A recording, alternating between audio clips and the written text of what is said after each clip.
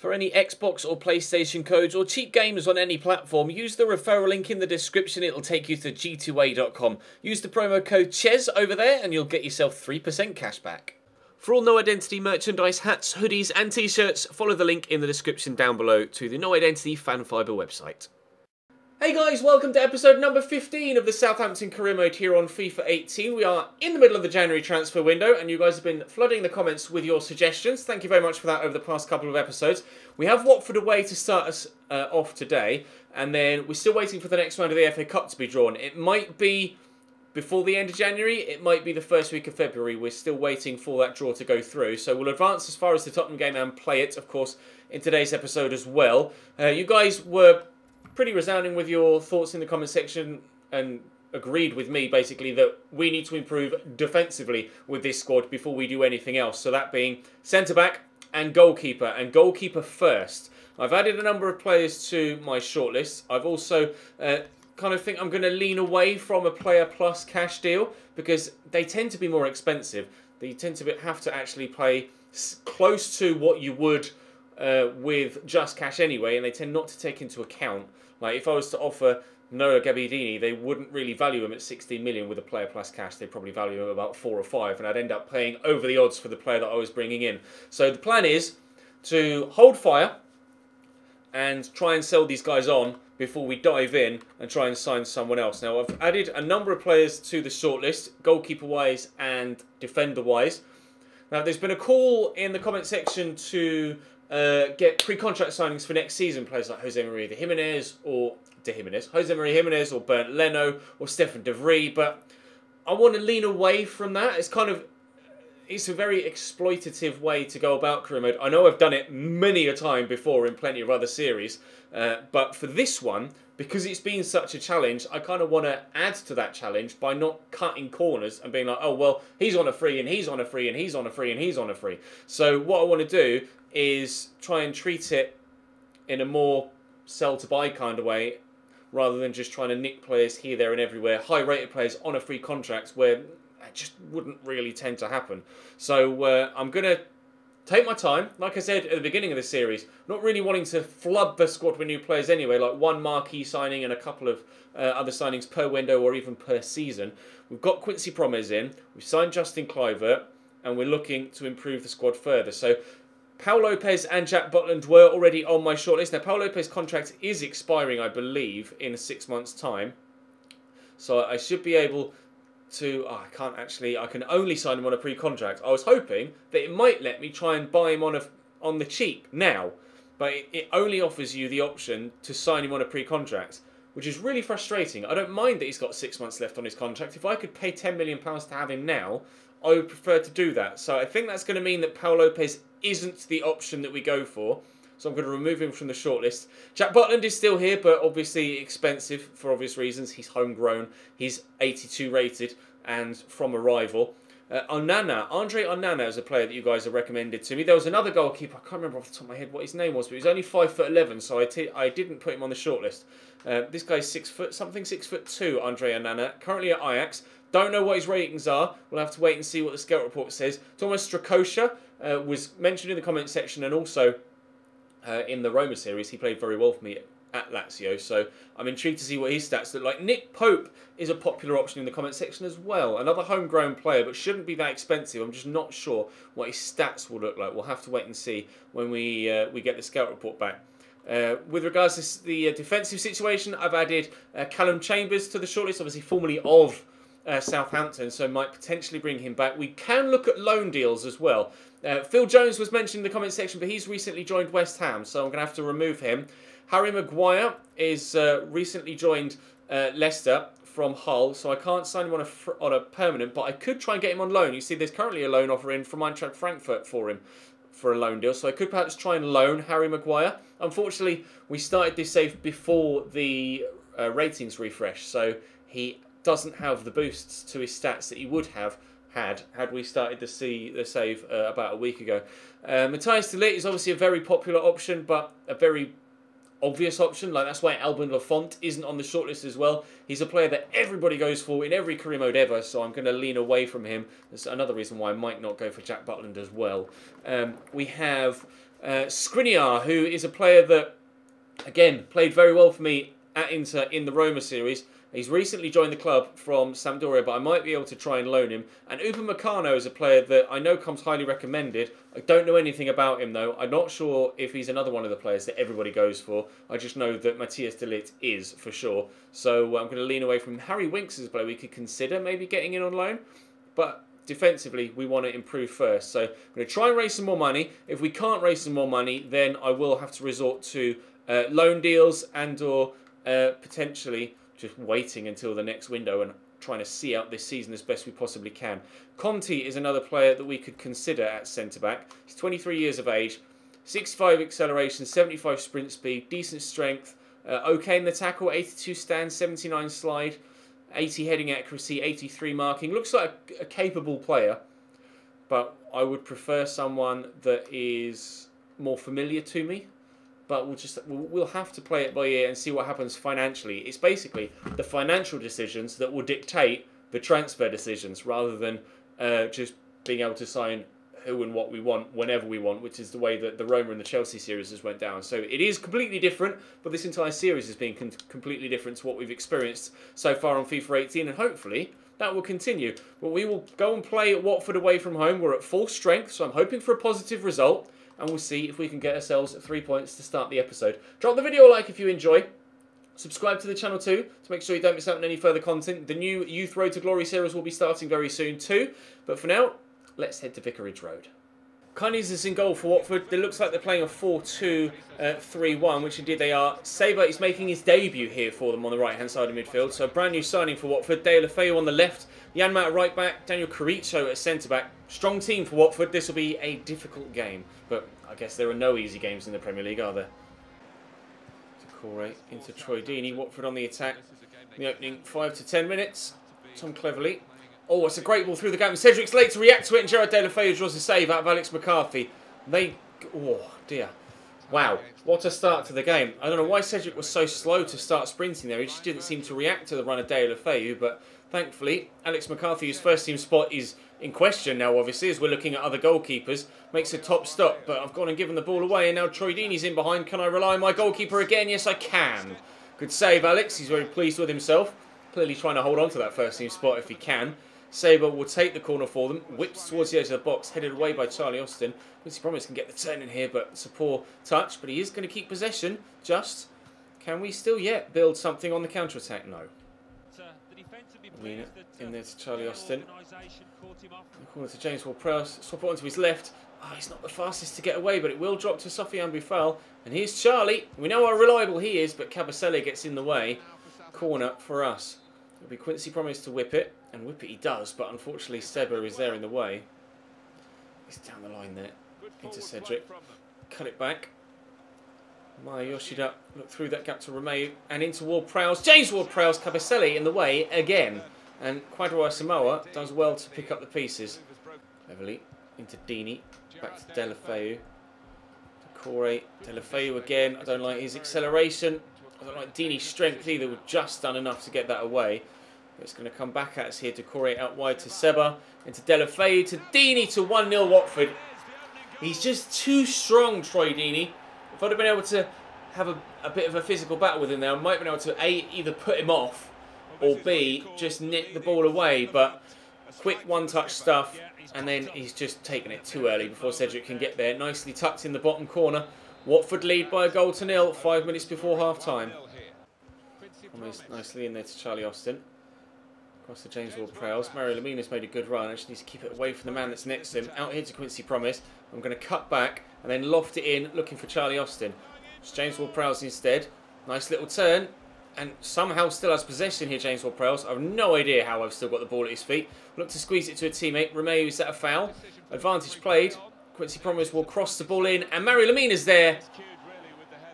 And why he's fallen over whilst trying to take the header, I'm not sure. Was there a push in the back from the defender? Maybe. No, not really. Just terrible technique. Nice ball into Tom Cleverley. They're talking about Junozovic in commentary. He's actually a player that would be pretty decent, but somehow Gerard De La Feu arrives and powers in a header to make it 2-0 Watford. How is teeny tiny little Gerard De La Feu Got a header in there then. He's just arrived out of nowhere. Again, it's Cedric at the back post that isn't good enough. Been one of my better players this season, Cedric, but safe to say he's at fault for both goals. Promes in this Charlie Austin will knock that back.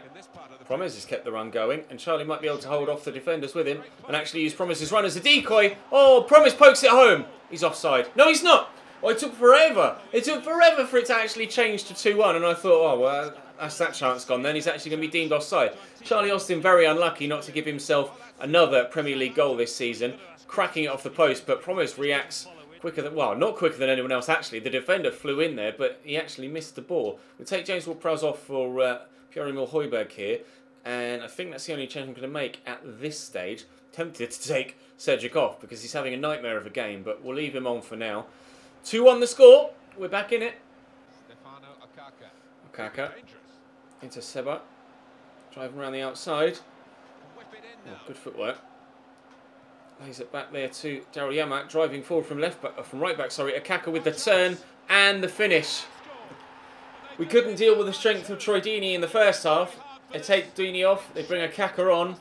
We can't deal with the strength of Okaka either.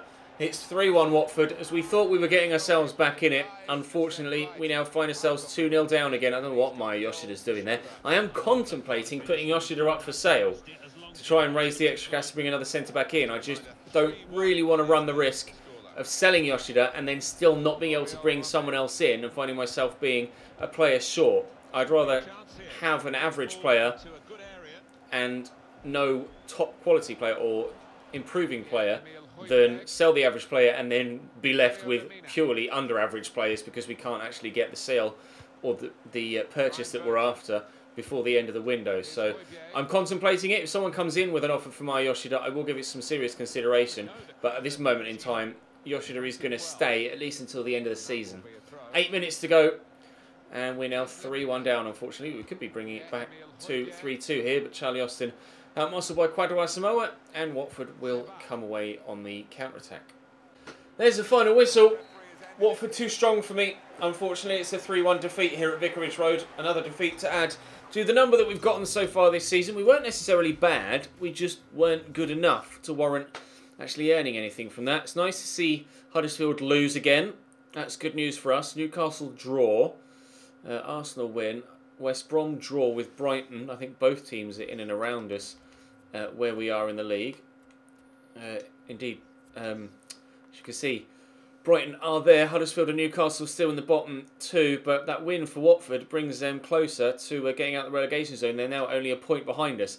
Really disappointed with that. A win would have moved us up to 13th on 28 points. Our goal difference would have been enough to keep us at the bottom of every team on that amount of points. But unfortunately, we now 16th. And Stoke have a game in hand, actually, which I have only just noticed, which also doesn't necessarily bode well. Let's progress forwards towards the Tottenham game. See, A, if we get any bids in, and B, if that FA Cup game gets drawn. Transfer offer for Cedric from Real Madrid. And no, Cedric is staying. He may have made a couple of mistakes in that game against Watford, but he's definitely not going to leave the club. That's one thing I'm certainly not going to do. I'm not going to sell my best players at this stage when we're already struggling. Press conference, is that going to be... Oh, tournament prize money. Right, that means that the next FA Cup game has been scheduled, which is good news. And a transfer offer for Pierre-Emile Højbjerg. He's not in my starting lineup, but he's only 22. He's only 22. I can't justify selling Pierre-Emile Højbjerg at this stage. Yes, it would raise some funds, but it's pointless selling a good young prospect just to bring in someone else in a different position. Now, who have we got in the FA Cup now? Oh, could you believe it? Cambridge United in the FA Cup. Oh, I'm delighted with that. I mean, I'm going to have to knock my team out of the competition, but that's the first time in any series ever I've been drawn against Cambridge United in any competition. Oh, that's put a smile on my face. I'm sorry, but I am going to have to knock Cambridge United out of the cup, which is really annoying, but that's pretty good. Ah, transfer offer for Shane Long. All right, good. Right, things seem to be picking up for us. Let's negotiate this a little bit. I'm not going to be too greedy. But I would like to get a little bit more out of them if I possibly can. Let's propose a new transfer fee. I'll ask for 9. It's not a massive increase on what they've already offered. They'll offer 6.7 again. This is our final offer again. Sorry. Okay, I'll accept it just to make sure that he goes. I need that money. I need that money, and Shane Long isn't having an impact on the team. And we've got a scout report back on Phil Jones. Again, he's just moved to West Ham, and wages would be an issue anyway. Harry Maguire, 80 rated. He's good in the tackle. It's his pace that is really killing me off. And he's already gone to Frankfurt now, annoyingly. That loan deal to Frankfurt looks like it's gone through. So, unfortunately, a loan deal for Harry Maguire isn't possible at this stage. But we could still buy him in a future window. So, we are still looking at, well, Jesus Viejo is out on loan already at Toulouse. Lucas Hernandez has moved to Roma. Chris Smalling is still a player we could look at, but wages are an issue. It looks like Conte is going to be the guy we go for, centre-back-wise, for this window at least. But I do want a goalkeeper first, so I'm waiting to get the scout reports back on Strakosha, Onana and Pope, and then we can make a definitive decision with regards the goalkeeping role. Oh, I can't believe I've got Cambridge United in the cup. Loan offer for Cedric, this time from Abar. No thank you, boys. He's staying put. Stop bidding for players I don't want to sell. Start bidding for players that I do want to sell. Please. Perotti. Diego Perotti's gone from Roma to West Brom. And Manolo Gabbiadini wants to play against Tottenham. No. We got a draw against Tottenham at Wembley. And they're starting a very strong 11 against us here.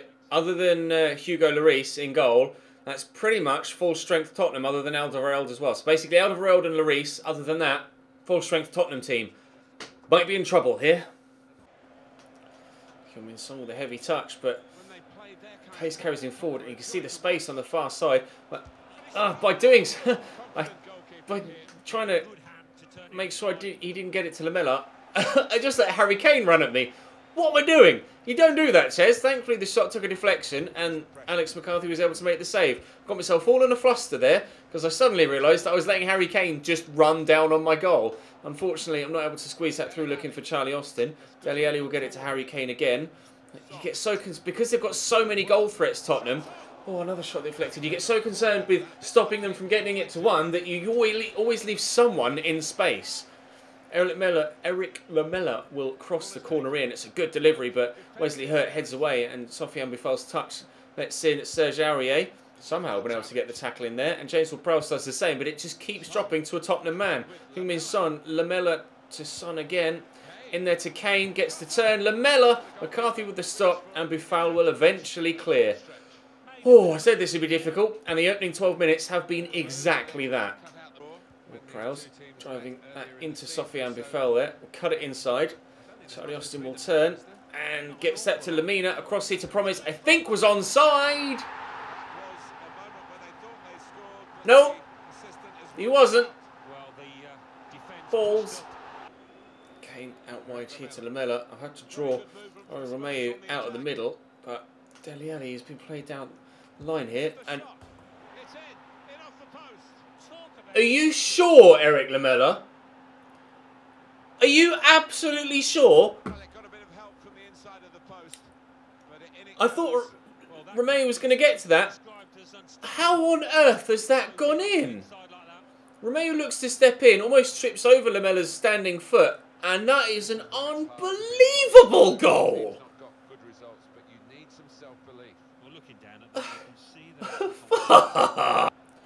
Heung-min Son, a little bit quick. The South Korean cuts inside, but Cedric does well to deal with it. Promise, feed that into Mario Lamina. Right, counter-attack, lads. Here we go. Charles Austin's with me. James Ward-Prowse is arriving. And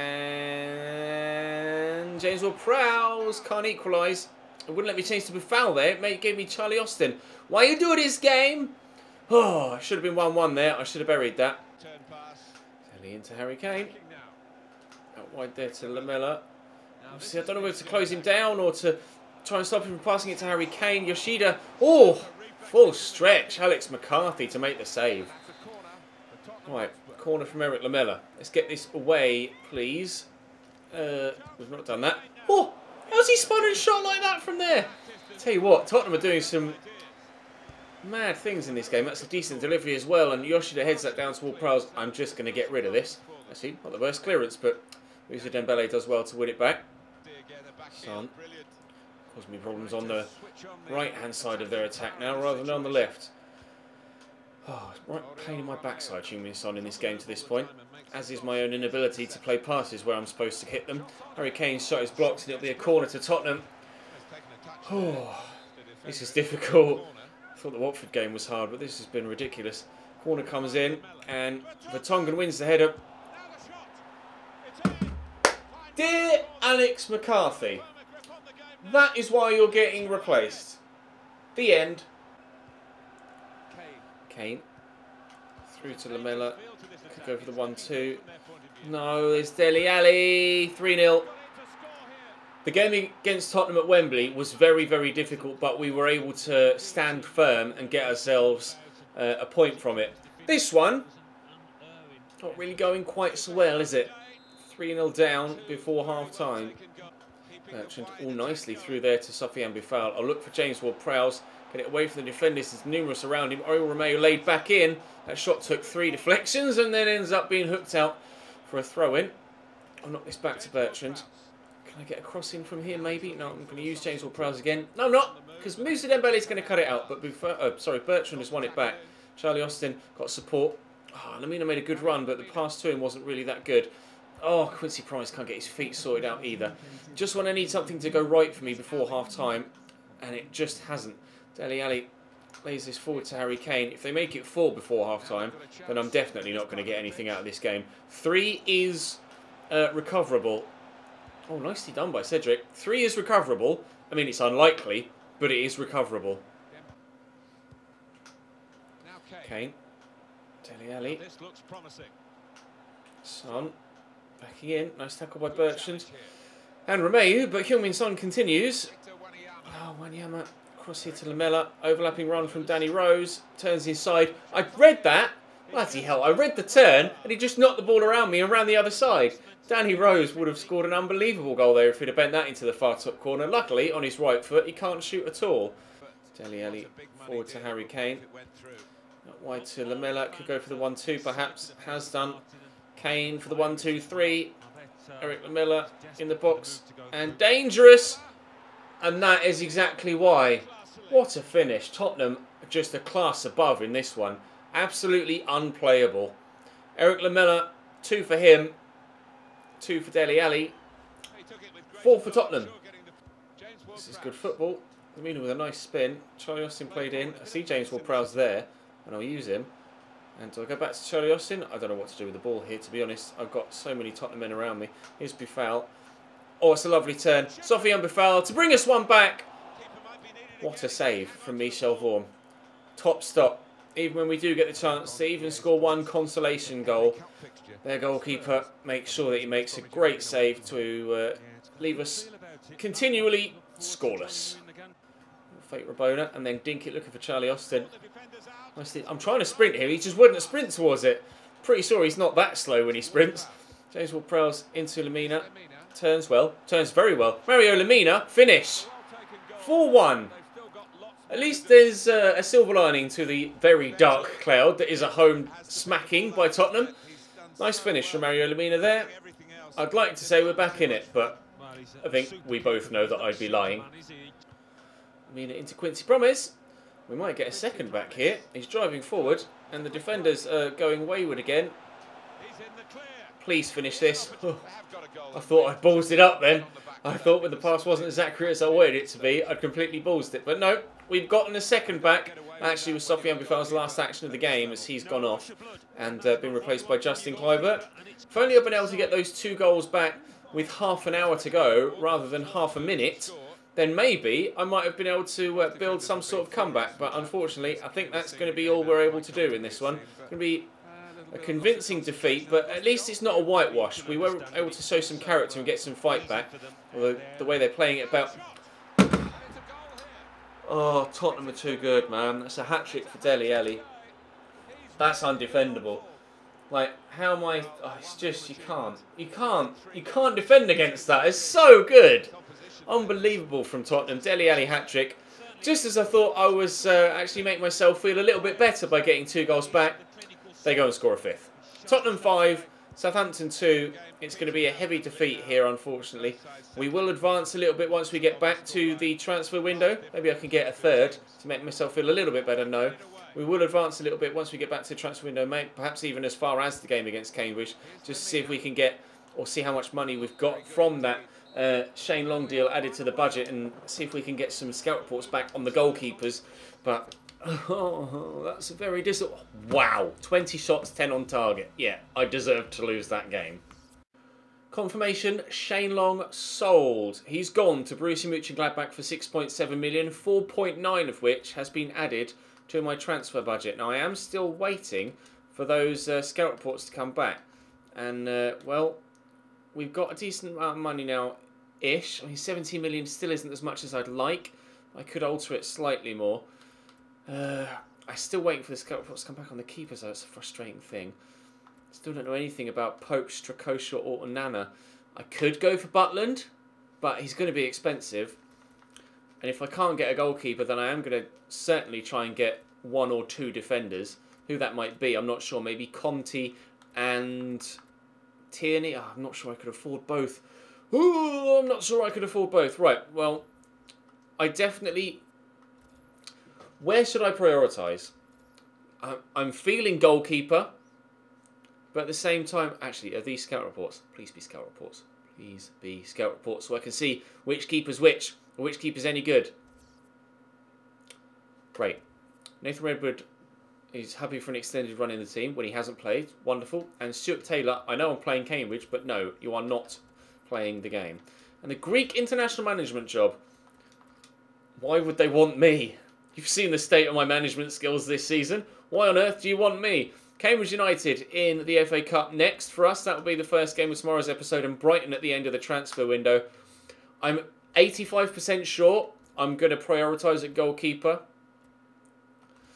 But we'll just have to wait and see what happens. But Shane Long is gone. We have some money to play with. Let me quickly show you the transfer budget again. I might actually alter it slightly more just to give myself a little bit more transfer-wise, but it's not really going to make much of a difference. Is it an extra million or so? 18 million available, £91,000 wage budget. I want a goalkeeper. If I can't get a goalkeeper, I will get a centre-back, and probably it'll be Conti. Yeah. And then next season we can think about really bulking out the defence. Oh, I'm so disappointed with the way that the games went today, actually. I will show you the league table quickly, because I'm actually intrigued to see what the league table looks like. So we were teetering on the relegation zone. I have a horrible feeling. That defeat against Tottenham may have knocked me back into it. Delighted that I've got Cambridge United, though. It has knocked me back into it. Goal difference of -10. And we are in the relegation zone by 2 points. Still 14 games to go. Still plenty that could be turned around. But it is going to be a challenge. Drop the video a like if you enjoyed. Subscribe to the channel too to make sure you don't miss out on any further content. I'll see you tomorrow.